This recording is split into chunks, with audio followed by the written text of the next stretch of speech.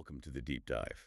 Today, we're taking a closer look at something truly devastating, the recent floods in Kerr County, Texas. Yeah, an event marked by just staggering speed and, unfortunately, immense destruction. Exactly, and the human impact was just profound. But what we also saw, and what we really want to explore today, is this incredible community spirit that just rose up from all that heartbreak. That resilience. So our mission today really is to try and grasp the sheer velocity of it all, understand the human cost, but also, importantly, shine a light on that incredible human response. And we're drawing on, a range of accounts here, firsthand stories, official statements, observations from people right there on the ground. Right. We sort of gathered the key insights from those compelling narratives for you. The initial numbers alone were chilling. Governor Greg Abbott reported roughly 160 people still missing. Still missing. And at least 110 confirmed dead right in the immediate aftermath. These aren't just numbers, are they? Yeah. No, absolutely not. They immediately tell you something about the sheer intensity of what happened. How so? Well, numbers like that, emerging so quickly, it signals that people likely had almost zero warning. It speaks to an overwhelming force. Just unfolding with terrifying speed. Exactly, leaving very little time for, the usual safety measures or even just to escape. It highlights how unprepared any community would be for something hitting that fast. Okay, let's really unpack this speed element. Picture flood-ravaged Kerr County. Yeah. You have search teams just scouring debris, wading through treacherous conditions. Young girls from Camp Mystic still unaccounted for at that time. A truly awful situation. And what keeps coming up in almost every account we've looked at is the speed. Just unbelievable speed. Not a gradual rise. No, not at all. One person actually described it as like an explosion of water. Let's focus on the Guadalupe River for a second. Central to that area. One account, it's just harrowing, highlighted the river rising an incredible 26 feet. 26 feet. In just 45 minutes. Think about that. That's nearly 3 stories high, appearing in less than an hour. That's almost unimaginable. Geographically, why is that area, the Texas Hill Country, so prone to that kind of explosive rise? It sounds less like a flood and more like a wall of water. Right. Yeah, that's a really key point. It comes down to the geology there in the hill country. Right. You've got these steep limestone canyons, right? Okay. And the ground itself, the bedrock, is pretty impermeable. It doesn't soak up water easily. So the water has nowhere to go. Exactly. Unlike flatter areas where water might spread out or seep in, here, when you get that intense localized rain, it just funnels straight into the riverbeds and fast. Ah, okay. Hydrologists call them flash floods, but this is, an extreme example. The water doesn't just rise, it surges. It builds up this immense energy in those narrow channels. So it fundamentally changes the danger. Completely. Our usual preparedness plans, they often assume hours, maybe even days of warning. But a 26-foot surge in 45 minutes, that makes those plans almost, obsolete in that moment. Individual reaction, often desperate, becomes the main defense, maybe the only defense. And that breakdown of the usual safety net, it makes the individual stories just even more powerful. David Chambers, he owned an RV resort there, totally devastated. He actually recorded some of it. Oh, wow. Yeah, even as his whole livelihood was just washing away, he said bluntly, there was nothing left. Just gone. Gone. He noted that on July 4th, the water was moving at least 5 feet every second. 5 feet per second. That gives you a real sense of the force involved. He just watched everything we watched go down the river. Can you even imagine that? Your whole world just disappearing in a torrent moving that fast. That observation, 5 feet per second, it's visceral. To put it in perspective, that's about 3.4 miles an hour. But it's not just the speed. No. It's the volume and the depth behind it, plus all the debris it's carrying. It becomes this unstoppable battering ram. The tearing things apart. Yeah. Especially, as many accounts mentioned, happening in the dark. It leaves absolutely no room for error. Human ability to react is just severely limited by that kind of natural power. Exactly. And the personal stories really highlight that heartbreaking reality. We heard from one volunteer. She and her husband, Caleb, they used to live right there on the Guadalupe's banks. Oh, so they knew the river well. Very well.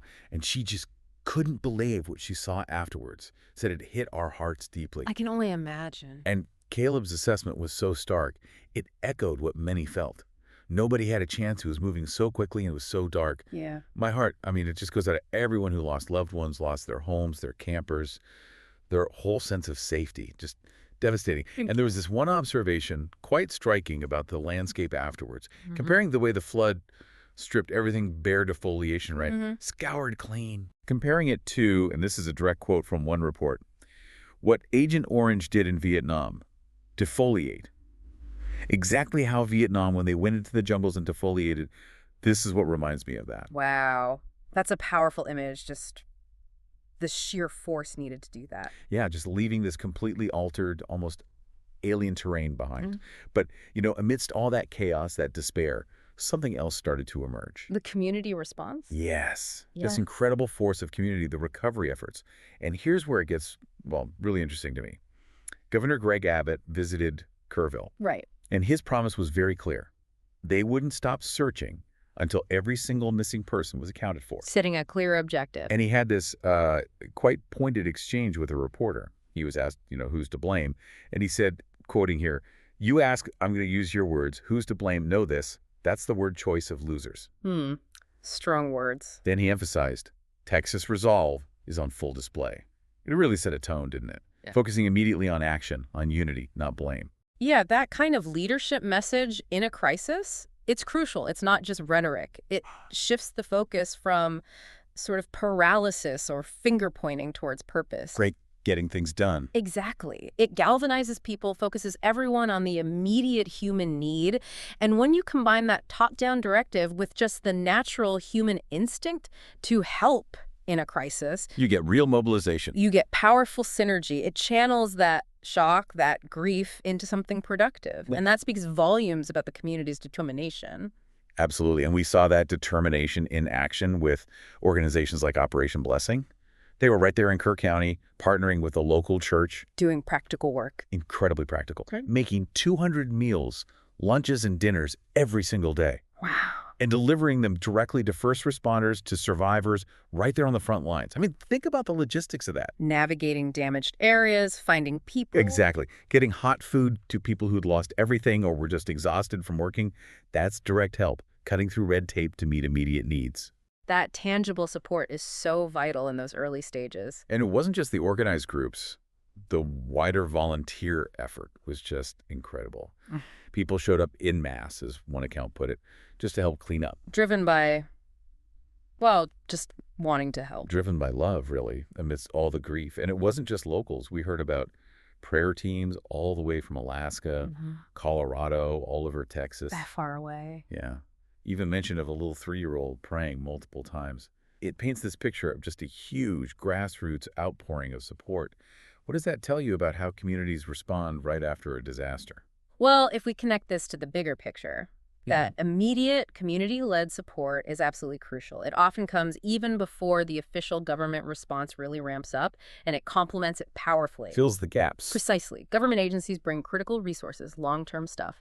But it's these local volunteers, faith groups, the spontaneous compassion that provides the immediate relief. Like the hot meals. The hot meals, clearing debris when city services are swamped, providing that emotional, spiritual comfort when everything feels lost.